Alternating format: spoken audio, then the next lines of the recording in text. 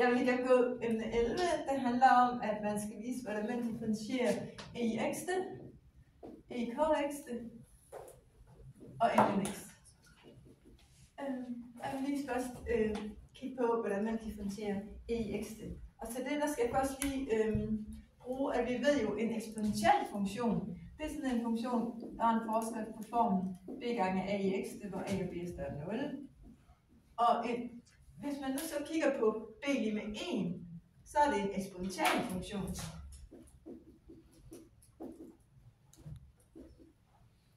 Og så eksponentiel, der er lige et bogstav forskel her. Og lige præcis den eksponentiel funktion, som har det sådan, at når man at dens tangenthældning i 0, den giver 1. Det er den, der vil vi kalde det tal, der står der for e. Så det er simpelthen definitionen af eksponentialfunktionen. Nu skal vi se her.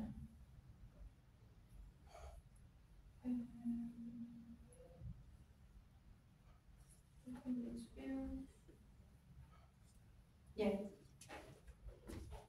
Så e i x er defineret ved, at når man differentierer den her, altså tallet e er defineret ved, at når man differentierer den her funktion i 0, så giver den 1. Nu vil jeg lige prøve, og jeg skal jo bevise, at når jeg differentierer e i x,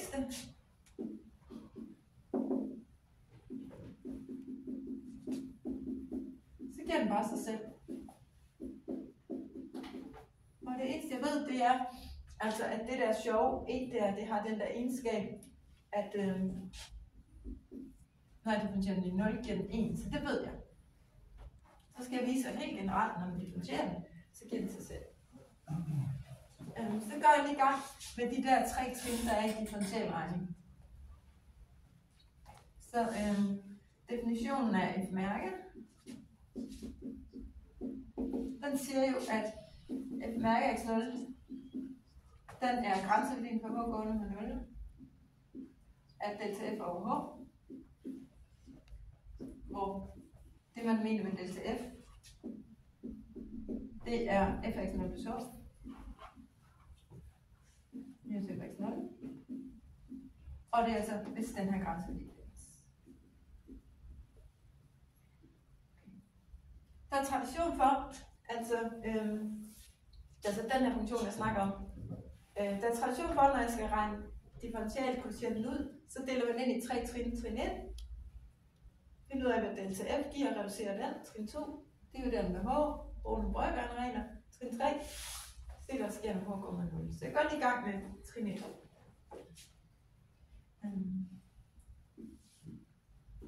Så først kigger vi lige på den her definition, og så ser vi så trin 1 her. Den siger, at jeg lige skal skrive delta f op, og delta f betyder det her. Så jeg skriver lige præcis det her en gang til.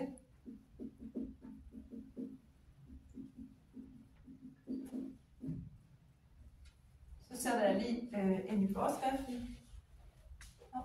Det er så minus. Det her, den her notation betyder at sætte x0 plus h ind på x's plads i forskriften for f. Og det er altså den her funktion, jeg snakker om. Så jeg sætter lige x0 plus h ind i den her, så hvis der står x0 plus h her, så står der også x0 plus h her. Så står e opløftet i x0 plus h. Det var det der. Så kommer der et minus i definitionen af delta f her. Og nu står der, at jeg skal sætte x0 ind på x's plads i f-funktionen. Så f af x0 giver e i x0. Og her vil jeg lige bruge en lille potensregnregel.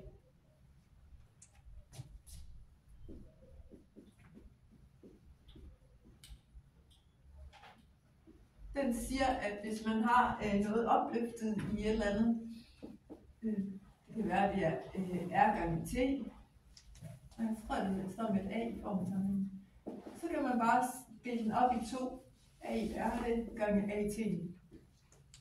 Hvis man har a gange a, så tæller man, der står plus her, så tæller man bare, når der er a'er og t'er, så der er a opløftet i vil jeg bruge lige. Nu bruger jeg den baglæns, sådan at hvis jeg møder plus, så kan jeg splitte den over i 2. Så den der splitter jeg lige over i 2. I x det. Og så skal der stå gange. Så står plus der, så bliver det til gange. I h det. Så kommer der minus den derovre. Og her har jeg lyst til at sætte e i x0 uden for parentes. Fordi det er en fælles faktor i begge ledene. Jeg kan jo bare lige lege, at der lige står gange 1 herovre. Så står der jo gange stykke her med e i x0. Man må altid bare gange med 1, uanset hvor man vil. I det her led, der er der, når jeg har divideret med e i x0, så er det e i h tilbage. Og herover, når jeg dividerer med e i x0, så er der 1 tilbage, 1 tal tilbage. Så min delta f, den kan skrives sådan herovre. Så plejer vi jo egentlig sådan straks at gå over til trin 2 her. Og trin 2, det var jo netop trin 2 i den her udregning af, hvordan differentierer man. Det var jo, når man har omskrevet den her, skal jeg bare tage det, skrive det en gang til, og en brøksvej ned under, hvor det står h. Så det gør jeg lige her. Delta f over h. Den er det derovre. E i x0 gange parentes. E i h det. Og så kommer minus 1 hernede. Ikke heroppe. Og den skal jeg så dividere med h. Så bruger jeg lige en brøkregel, som siger, at når man har et gangestykke heroppe i tælleren, så det kan være, at jeg har a gange b, senere del, så må man bare tage en af faktorerne her ned foran eller ned bagved, eller hvad man vil lyst til. Så prøver jeg lige nu, og jeg har lyst til at tage den her ned foran til venstre, så der står bare lige e i x0 gange med, så resten af brøken. Og det er bryg her. E i h det er minus 1 og okay. Nu midt i trin 2 her, så går jeg lige tilbage til den her definition. Det er lidt rodet, men den er måske nødt til det her bevis.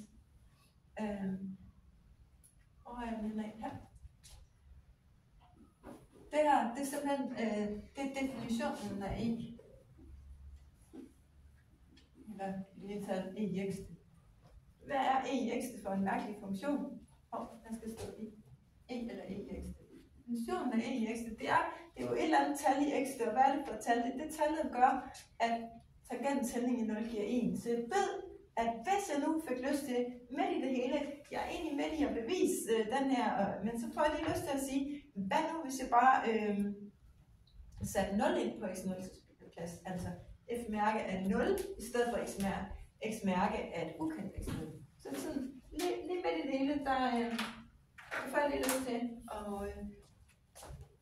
gøre sådan her, hvor jeg bare lige siger, jeg ved, at f-mærke af 0, det er jo lige præcis til den her funktion e i x, vi snakker om, den ved, at den skal give 1. Så jeg ved, at hvis jeg nu nede i trin 3 bare tog grænseværdien af den her for h gående med 0, så vidste jeg, hvad facit skulle give. Det her over, den her over, den siger det her over, at mærke er 0. Så jeg ved, at hvis jeg er nede i trin 3,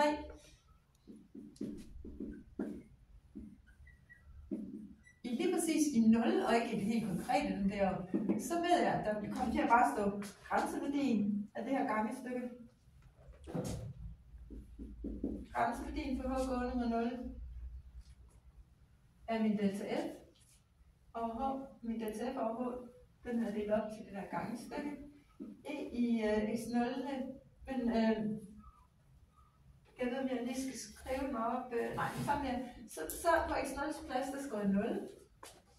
E0 gange e i h minus 1 over h. Og jeg ved, at det skal give 1. På grund af det der. Det der et tal kom derfra.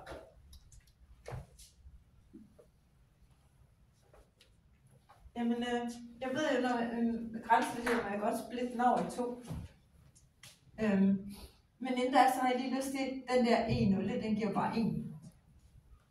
Så nu ved jeg, at grænseværdien af det der et-tal, som jo bare er 1 gange grænseværdien af det her over. Jeg kan godt lige skrive med mig. Grænseværdien på H gående mod 0 er den der gange grænseværdien af den derovre.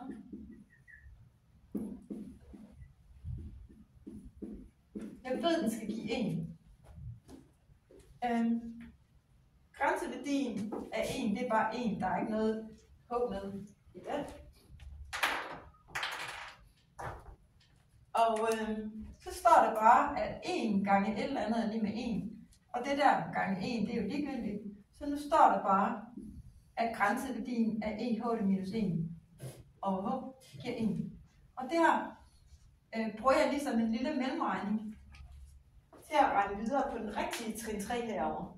Så det her var trin 3, hvis det var, at vi havde sat 0 ind. Altså hvor vi bruger definitionen af, hvad er det egentlig for et E, vi snakker om. Nu ved vi, at lige præcis det der E, det opløfter, når man tager det i H, og bagefter trækker 1 fra, det vil den H, så giver det 1. Så det bliver ligesom en lille, den laver vi lige til en lille hjælpesætning nu. Alt det her. På grund af definitionen af E, så ved vi det her, så det her det er en lille hjælpesætning nu. Og den vil jeg så bruge til, når jeg så lige går videre til det rigtige trin 3, hvor jeg bare snakker om et helt abstrakt x0. Jeg bare beder at finde f-mærke af x0, f-mærke af 0. Så går jeg lige videre herover til trin 3. I den herovre. Det herovre var trin 3 for et bestand konkret, og nu tager vi lige det rigtige trin 3. Trin 3, den siger, at når du har reduceret det, der skal op i kunden, det har jeg fået reduceret til den herovre, så skal jeg lige se, hvad sker der, hvis H går mod 0. Så jeg skriver lige grænseværdien på H går mod 0. Er det derovre?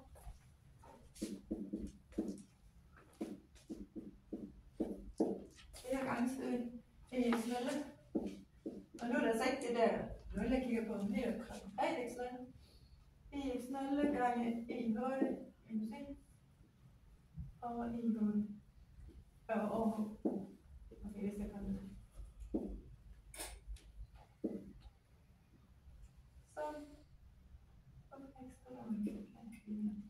Det er der, jeg prøver på at skrive op.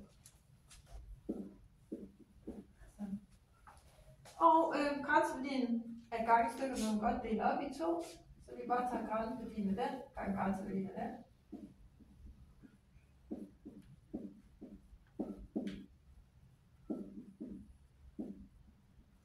Det kan vi eventuelt grænseværdien på gå med 0. Nej, altså den der, det gik der helt galt for mig at skrive den op. Sådan her.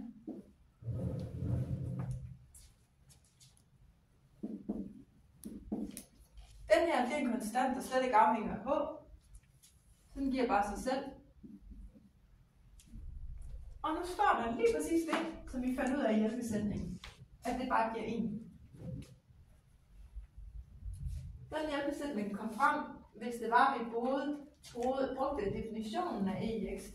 Altså at hvis man satte 0 ind på x0's plads, så vil det give 1. Så den bruger vi nu, så jeg ved, at alt det herovre bare er 1. Så det giver bare E i x0. Og det var det, jeg gerne vil bevise. Men beviser det jo på et konkret x0. Nu har jeg gjort de 3 trin, og nået frem til, at når jeg har gjort de 3 trin, så fik jeg E i x0. Så nu kan jeg konkludere, at jeg mærker x0 er lige med E i x0, hvilket skulle vises.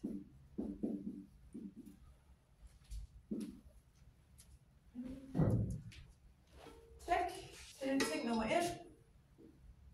Nu skal jeg lige vise, hvordan man differentierer E i kx.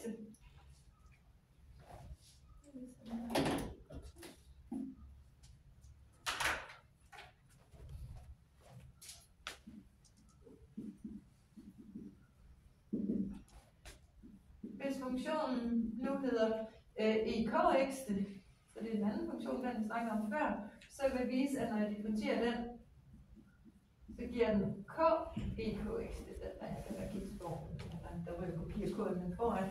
Og når man skal bevise det, så skal man jo vise det for alle x0. Så gør vi i gang med. Og det her det er jo bare en sammensat funktion, hvor den indre det er k gange x, og den ydre er e i x. Så jeg bruger kædereglen, eller reglen for, at det er sammensat.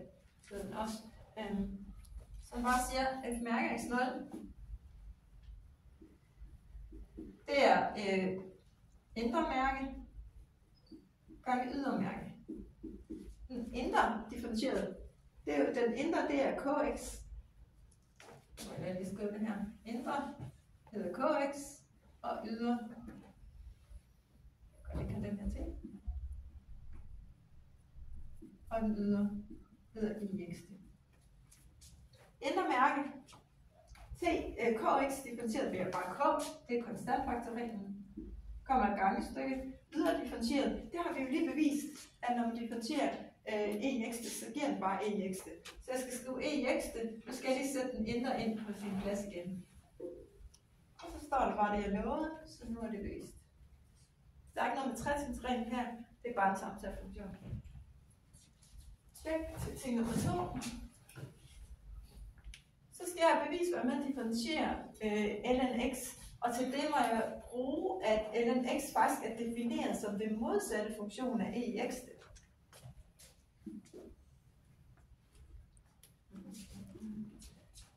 Så jeg siger først, man definerer simpelthen en funktion, som man kalder ln til x, som er, vil jeg sige, det er den omvendte funktion.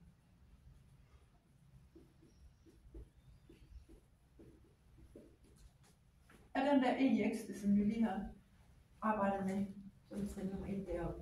Omvendt funktion betyder, at man bytter rundt på, hvad der er x y. Så det vil også vise sig, hvis man tegner det. E i x, det er jo bare en eksponentiel funktion. En særlig eksponentiel funktion, hvor b er 1, altså en eksponentiel funktion. Og så er der et særligt a der, ikke? Så vi ved jo, eksponentielle funktioner ved vi, og se nu, de ser sådan her ud, eller sådan her ud. Jeg kigger bare på den her. Så e i x, altså det er fordi e er et tal, ikke viser sig, e er cirka 2,7. Så det er et positivt tal, så når a er større end 1 i en eksponentiel funktion, så kan I godt huske det. Så er det fordi, vi har 1 plus rang, ikke 1 minus rang. Så det er en voksen eksponentiel funktion. Så grafen på e i x ser sådan her ud. Og så fordi omvendt funktion bare betyder, bytte rundt på x og y, så kan vi jo bare lige spejle den her linje. Okay, nu har jeg lavet lidt grimt. Den her, der er ikke sådan en sammenhæng på x-aksen, for den skulle ikke være meget om. Så er den bare nogle andre enheder. Hvis jeg spejler i den der y lille x, så bytter jeg den rundt på x og y, og så vil jeg få, at ln-funktionen, fordi den her aldrig kommer ned og ramme her, så vil man bytte rundt på x og y, så vil den aldrig komme ned og ramme her. Så ln-funktionen, det ser sådan her ud. Godt. Og den vil jeg så gerne lige differentiere, den her lnx. Og jeg ved altså, fordi det er den omvendte, så når jeg ved den omvendte, så ved jeg, at hvis jeg starter med et x, og lige putter ind i lnx-funktionen, så får jeg jo lnx, og hvis jeg så putter den ind i e opløftet i funktionen, så giver den jo e i lnx. Og jeg ved, at da den omvendte funktion, så må jeg komme tilbage igen, hvis jeg først tager ln på den, og så tager e opløftet i på den. Så det jeg får ud af det må være det samme, det jeg startede med. Hvis jeg bytter rundt på x og y, og bagefter bytter rundt på x og y, så er jeg gjort det. Så den her, den vil jeg lige bruge som en hjælpesætning til at vise, hvordan man differentierer lnx. Påstanden er, at I kan se, at man kan kun tage lnx for positivt tal her. Kun tage ln til positivt tal. Så jeg siger, at påstanden er, at hvis jeg kigger på den her funktion, der hedder lnx, og differentierer den, så får jeg bare en ekstra del, står der i formelsamling. Og altså, vi må kun skrive det her, hvis det er, vi er på den positive side. At den her er ikke så større. Det vil jeg gerne bevise nu.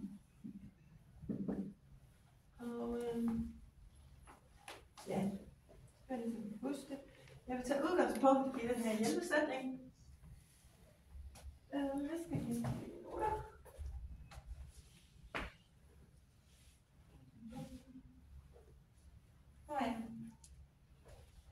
Jeg skriver lige min hjælpesætning op. E i ln x er lige med x. Det er simpelthen det kommer af definitionen af, hvad betyder ln. Så har jeg lyst til at differentiere på begge sider af lighedstegnet.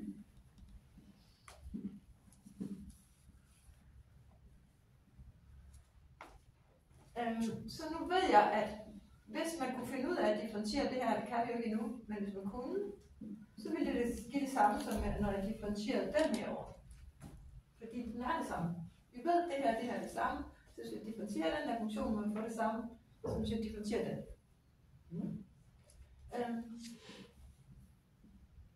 Det her, det er jo en sammensat funktion.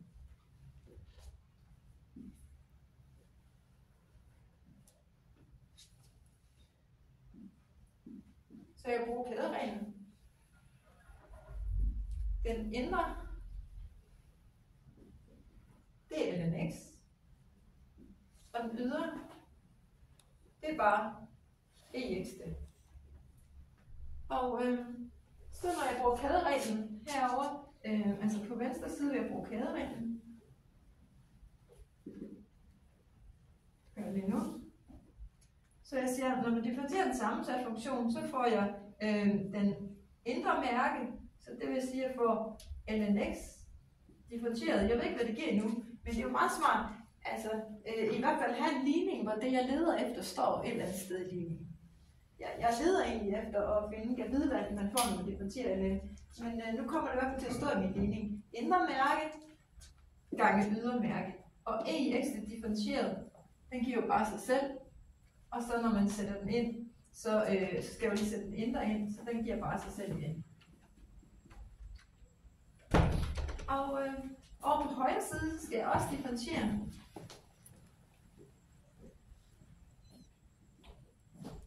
Og et tal gange x differentieret giver tal. Så jeg står jo med 1x. Altså 5x differentieret giver 5. 1x differentieret giver 1. Så kan jeg bare isolere den her. Jeg tror, jeg skal også lige reducere. Jeg vil lige reducere det her. Så nu når vi jo frem til den der hjælpesætning.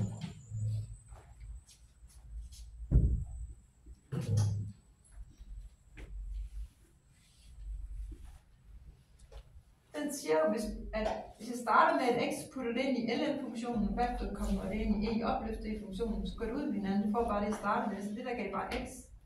Så nu står der, hvis man kunne differentiere ln x, så og gange den med x, så vil det give 1. Og så kan jeg bare lige isolere ln x differentieret. Det er den, jeg er ved at lede efter. Så jeg kan lige dividere med x på begge sider af lighedstegnet. Og man skal lige passe på, når man dividerer med noget, der er ubekendt, for man kunne risikere at komme til at dividere med 0. Men nej, jeg har sagt, at jeg kigger kun på x, der er 0. Det vil jeg blive nødt til. Så det er ikke nogen indskrænkning. Så jeg må godt dividere med alle de der x'er. Og så står det bare, når man differentierer ln. Dividerer med x, så forsvinder den her. Og så er der bare en ekstra del.